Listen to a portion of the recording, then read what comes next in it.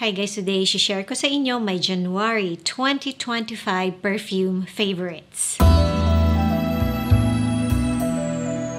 So bago tayo mag-umpisain, bago kayo magtanong, yung foundation ko today is itong Hourglass na Vanish na stick na foundation, and yung nasa lips ko is itong MAC na Silky Matte Yash na lipstick. Hindi ko alam kung kailan ko ma-edit tong video na to. Medyo madami-dami tong mga perfumes, pero hopefully bago matapos yung Feb, ma-post ko na tong video na to. And humihingi na ako ng pasensya again. Medyo matagal na akong humihingi ng pasensya, pero this time talaga medyo mas mabagal akong mag-post ng videos because gaya nga nung pinost ko dun sa Instagram account ko, medyo nasa middle part na kami ng treatment ng breast cancer ng sister ko. She's still going through chemo, pero nag-stop muna kami for a moment kasi nagka-problem doon sa yung sa arm niya, actually sa right arm, kung saan siya tinutusukan for the chemo, and nagsugat yon, kailangang operahan, actually kailangan ding i-skin graft, and because nag-stop kami, hindi naman pwedeng mag-stop ng chemo nang walang ginagawa, she has to undergo her mastectomy na kasi sayang yung time. Originally, gusto sana namin tapusin na muna yung chemo and then tsaka tanggalin yung bukol or tsaka siya i-mastectomy, but because nangyari to and sayang yung time, so mastectomy na muna and then tignan natin, and then tsaka namin malalaman kung mga ilang chemo pa yung kailangan niya or kung chemo pa din ba yung kailangan niya. So pagpasensyahan nyo na guys kung sobrang dalang ko na munang mag-post lately. Mag-umpisa tayo dito sa Eau de Cologne ni Chanel, and this is from the Lace exclusive na line. Matagal ko nang gusto to. Ngayon lang ako nagkaroon ng bottle. Super parang simple, clean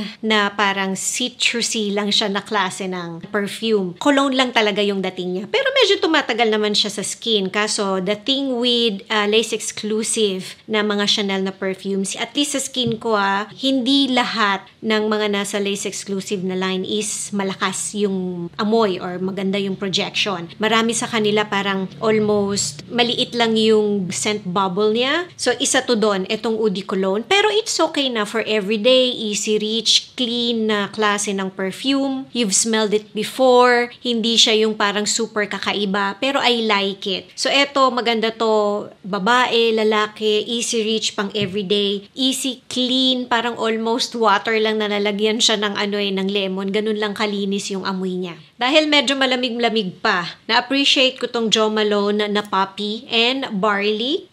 Eto ang lakas. Ang lakas niya sa skin ko, ang lakas niya sa damit ko. Amoy na amoy ako dito. I think maganda siya pagka ganitong medyo malamig pa yung weather kasi dapat malamig pa tayo hanggang first or second week of April, pero sabi sa balita parang hanggang March na lang tayo malamig, no? Syempre, nagbabago na. So, etong Poppy and Barley, pagka ganitong medyo malamig na weather, ang lakas niya and very comforting siya. Actually, nakailang gamit ako sa kanya netong month of January. Next is itong limited edition from Aerie. This is the Mediterranean Honeysuckle in Bloom. Ito siya guys. Swerte na medyo nakabili ako ng mga ilang bottles nito and lumabas siya ng ganito lang kaliit. Ingat na ingat ako dito kasi etong Mediterranean Honeysuckle, isa yan sa mga perfumes na talagang nakokomplementan ako. Tapos etong variant na to, itong in Bloom, kaamoy niya pero hindi ko pa kasi sila napagtabi. Mas parang may something citrus nga ba sa kanya? Mas fresh siya. May floral din sa kanya na medyo matamis ba? Pero mas naamoy ko sa kanya is parang something mas citrusy na floral ang fresh. Pero hindi ko na masyadong i-elaborate kasi limited edition siya and I'm not sure kung makakahanap pa kayo nito, pero I love this. Sana ginawa na nilang permanent collection, although I'm thinking pag ginawa nila tong permanent collection, baka hindi na nila masyadong pansinin si Mediterranean Honeysuckle kasi si Mediterranean Honeysuckle Scent Memory, para siyang baby cologne, Angel's Breath, mga ganon. Eto, para siyang yung Angel's Breath na medyo mas naging citrusy and medyo mas sumipa pa ng konti yung floral. Medyo mas nag-mature siya ng konti. So, I have this small decant, a sample of Prada Paradox. Alam ninyo, ilang beses ko na tong inaamoy sa mall. Madalas, parang hindi ko siya masyadong pinapansin, hindi ako masyadong nagpipay ng attention sa kanya kasi pag ini-spray ko siya, tinetest ko, lagi ko sinasabi, kaamoy na siya ni My Way, ni Born in Roma, parang common na siya. And meron ako nung 2 bottles na yon. But, hindi ko alam kung bakit. Siguro, may ino-order kasi yata ako. And then, parang andun na ako. So, why not just buy a decant of this na lang para mas magamit ko siya. And, oh my goodness. Yes, kaamoy niya si My Way, kaamoy niya si Born in Roma, pero may something iba sa kanya. May something na parang mas fresh. Yes, matamis din siya. Bubble gummy, amoy grape, pero hindi ko alam kung anong meron sa kanya na mas parang brighter siya sa skin ko. Mas parang appropriate siya sa age ko. Hindi ko alam kung bakit. Mas maganda siya sa skin ko. Ito yung pabango na hindi ko ine-expect na meron na akong kaamoy na 2 bottles pero mas gusto ko siya. And etong decant lang kasi yung meron ako. Siguro eventually in the future bibili ako nito, but alam nyo na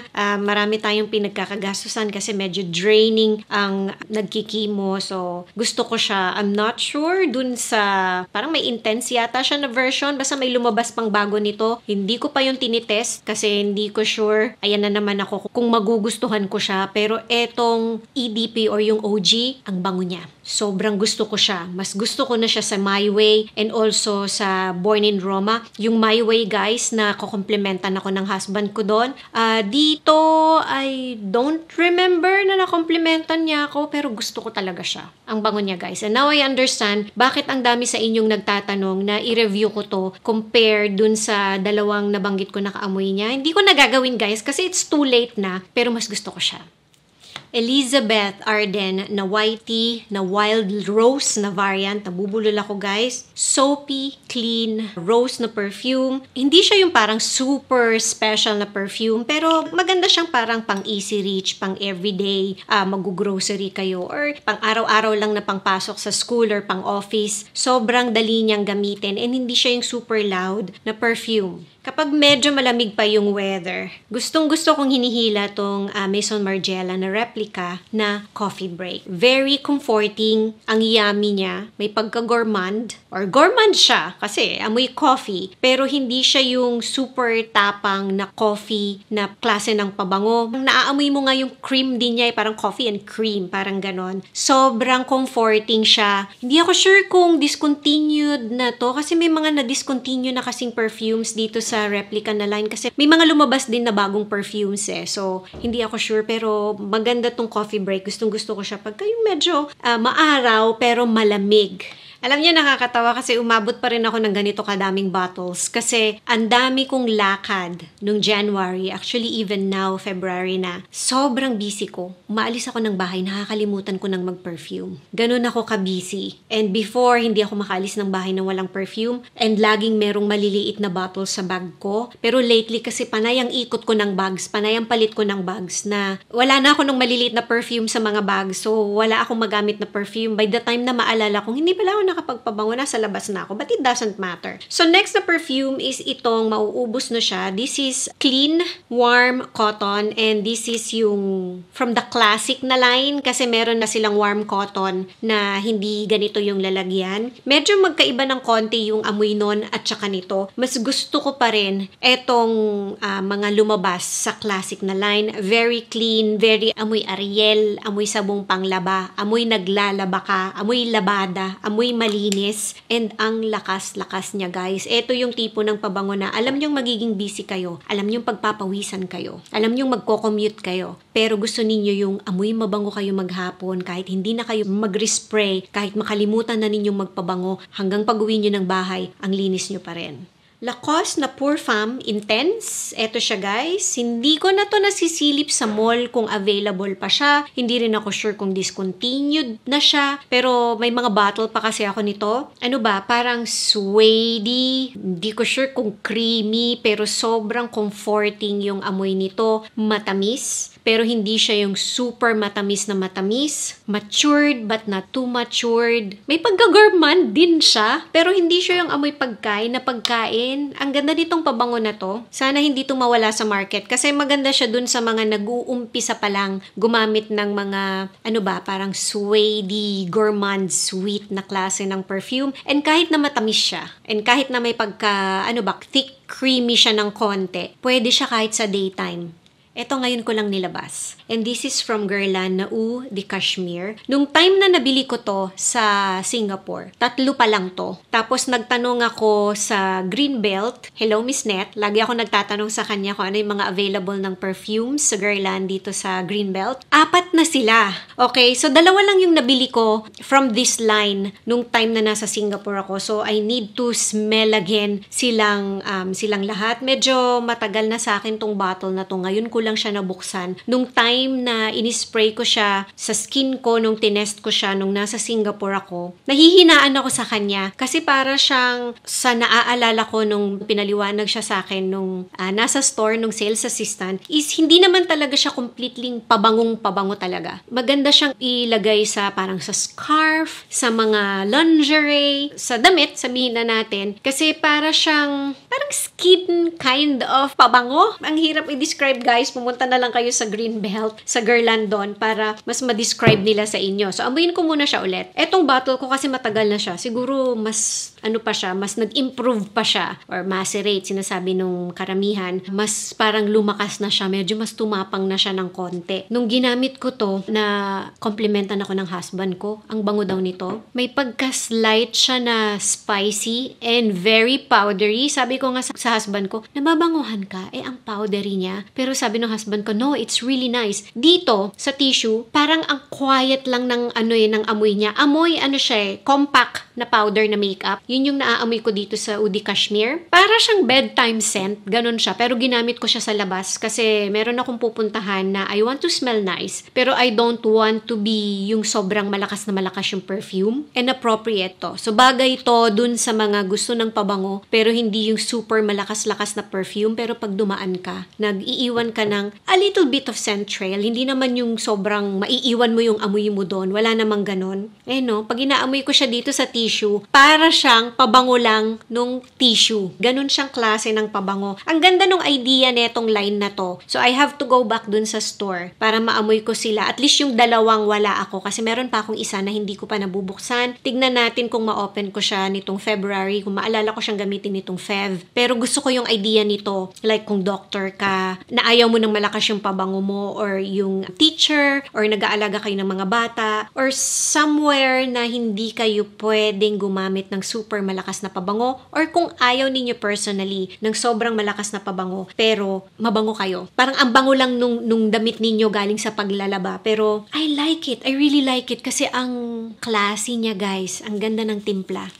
3 perfumes left. Nilabas ko tong Ministry of Oud na Oud Satin ko. Kasi gusto ko siyang i-compare kay Oud Satin Mood ni Maison Francis Courtney John. And nung time na nagamit ko to, I think unang nagamit ko to, may 2 years ago na yata, 2 or 3, baka 2 years lang, nakalimutan ko na, nakokomplementan ako dito. Sobrang nakokomplementan ako dito, kaya love na love ko siya, hindi siya super tamis. Marosy siya, kaamoy siya ni Jo Malone na Velvet Rose and Oud, pero mas nakokomplementan ako dito. Pero ngayon, mas gusto ko na si Maison Francis Courtney John na Oud Satin Mood. Mas gusto ko na yon. Comparing these two, kasi maraming nagtatanong, na review ko na yata, I'm not sure. Sobrang anggulo ng isip ko, guys, sa mga nangyayari lately. Sa skin ko, mas tumatamis, mas parang caramelized, tama ba yung term? Nung Maison Francis Courtney John na Oud Satin Mood. Eto, hindi siya ganon katamis. Which is okay lang kung ayaw mo nung tamis ni Oud Satin Mood. Gusto ko pa rin siya, pero right now, in terms of yung ganda ng timpla, in terms of yung pagka-classy niya, dun ako kay Maison Francis Courtney John, yung Oud Satin Mood. Pero I love this. Etong Oud Satin, I still love this. Kung gusto ko nung parang medyo mas neutral na version ng Oud Satin Mood.